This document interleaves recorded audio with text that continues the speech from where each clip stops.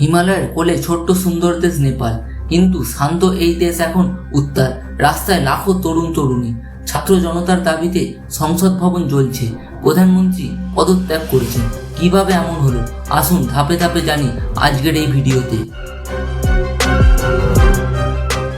2025 সালের সেপ্টেম্বর মাসে নেপাল সরকার হঠাৎ সিদ্ধান্ত নেয় ফেসবুক, ইউটিউব, টুইটার, ইনস্টাগ্রাম সহ 26টি সামাজিক যোগাযোগ মাধ্যম বন্ধ করে দেওয়া হবে।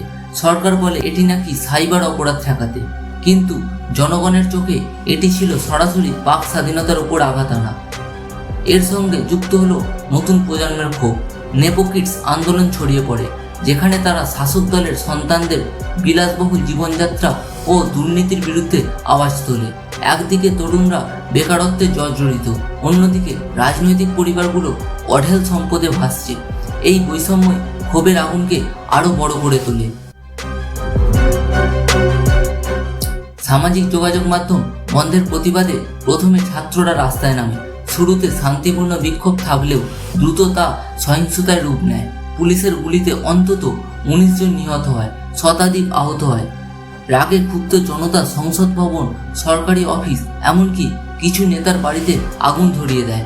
অনেক জায়গায় সংঘর্ষে শহর প্রায় যুদ্ধক্ষেত্রে পরিণত হয়। চাপের মুখে অবশেষে 9 সেপ্টেম্বর প্রধানমন্ত্রী কেপি শর্মা ওলি পদত্যাগ করেন। একই সঙ্গে সংসদ ভেঙে দেওয়া হয়। ইতিহাসে প্রথমবার এত বড় আন্দোলনের মুখে সরকার কার্যত ভেঙে পড়ে। সরকার ভেঙে যাওয়ার পর পরিস্থিতি আরও উত্তপ্ত হয়ে ওঠে। সেনাবাহিনী মাঠে নামে, কারফিউ জারি হয়, রাস্তায় নিয়ন্ত্রণ নেয় সেনারা। যারা ভাঙচুর, অগ্নিসংযোগ করেছে তাদের কঠোরভাবে দমন করেছে। তবে সেনা একই সঙ্গে শান্তিপূর্ণ বিক্ষোভকারীদের নিরাপত্তারও আশ্বাস দিয়েছে। আন্তর্জাতিক মহল গভীর উদ্বেগ প্রকাশ করেছে। ভারতের প্রধানমন্ত্রী নরেন্দ্র মোদী বলেছেন, এই অবস্থা হৃদয় বিদারক।